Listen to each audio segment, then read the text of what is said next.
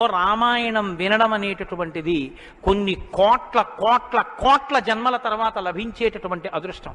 అందున సంపూర్ణ రామాయణం బాలకాండ నుంచి పట్టాభిషేకం వరకు ఏకబిగిన మండల కాలం రామాయణం వినడం అనేటటువంటిది సంభవం అయ్యేటటువంటి విషయం కాదు. అది కేవలం పూర్వపుణ్యం రామానుగ్రహం ఉంటేనే సాధ్యమయ్యేటటువంటి విషయం. అటువంటి రామ కథ విన్న తరువాత మనం కేవలం లేచి వెళ్ళిపోవడం వల్ల ప్రయోజనం కన్నా రామనామాన్ని చెప్పి వెడితే చాలా బాగుంటుంది. రామనామం కేవలం రామ అనడం కన్నా పెద్దలు మనకు ఒక మార్గాన్ని ఇచ్చారు. రామ రామ రామ అని 3 మాటలంటే ఆ రోజున వాళ్ళు విష్ణు సహస్రం చెప్పిన ఫలితం. అది ఇంట్లో అంటేనే అంత ఫలితం ఇస్తే ఒక దేవాలయ ప్రాంగణంలో, అది జగద్గురు పీఠ ప్రాంగణంలో ఎంత శక్తివంతం ఆలోచించండి. అందుకే రామ రామ రామ 1000 ఎలా అవుతుందని మీకు అనుమానం ఉండొచ్చు.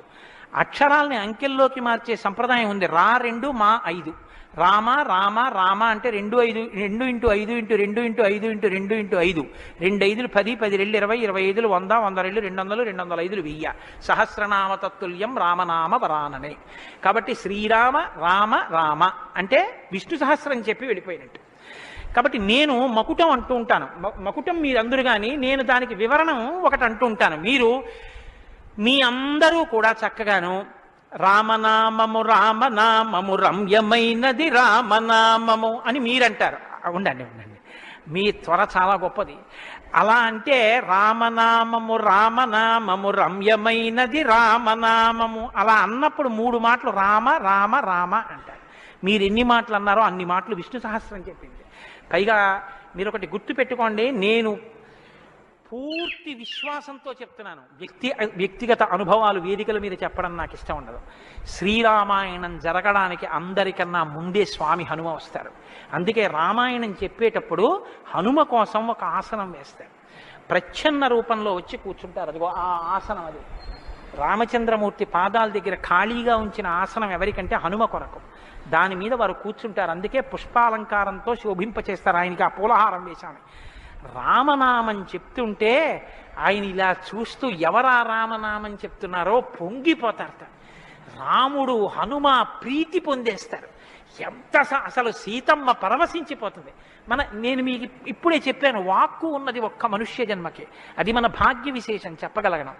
రోజు అలాని మీతో నేనేం గంట సేపు చెప్పించను. ఒక్క 11 పర్యాయాలు అందులో నాకు ఏది అనిపించాలనిపిస్తే అవి అనిపిస్తూ ఉంటాను.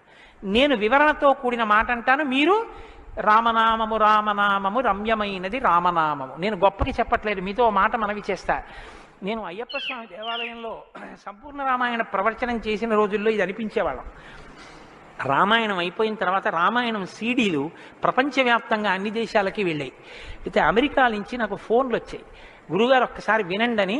వాళ్ళు ప్రతిరోజు రామాయణం వినేటప్పుడు ఖాళీ కుర్చీ వేసి టేప్ రికార్డర్ పెట్టి 6:25 అవుతుంటే కోటేశ్వరరావు ఉపన్యాసానికి వస్తున్నారని భావన చేసుకుని వాళ్ళు టేప్ రికార్డర్ ఆన్ చేసి ఉపన్యాసం వినేసి నేను చెప్తుంటే వాళ్ళు రామనామం చెప్తూ అమెరికాలో వాళ్ళందరూ కలిసి పట్టాభిషేకానికి ఊరేగింపుగా ఉపన్యాసంలో ఎలా చెప్పానో అలా వెళ్ళి పట్టాభిషేకం చేస్తూ వాళ్ళు ఫోన్లో నాకు వినిపించారు.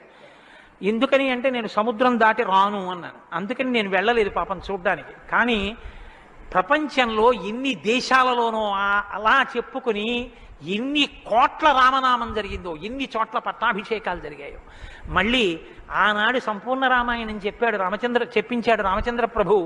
ఈనాడు మళ్ళీ గుంటూరు శారదాపీఠంలో చెప్పగలుగుతున్నాం. కాబట్టి మీ అందరూ కూడా చక్కగా భక్తి శ్రద్ధలతో చెప్పండి. ఒక సంప్రదాయానికి దీన్ని ఆవిష్కరిస్తున్నాం. ఇవాళ మీ అందరికీ కూడా దీన్ని బహుమానం చేస్తారు. మీ అందరూ కూడా చక్కగా ప్రతిరోజు దీన్ని తీసుకొచ్చి రోజు ఇందులోంచి నామాలు చదువుకోవచ్చు. మీ ఇంటి దగ్గర కూడా చదువుకోవచ్చు.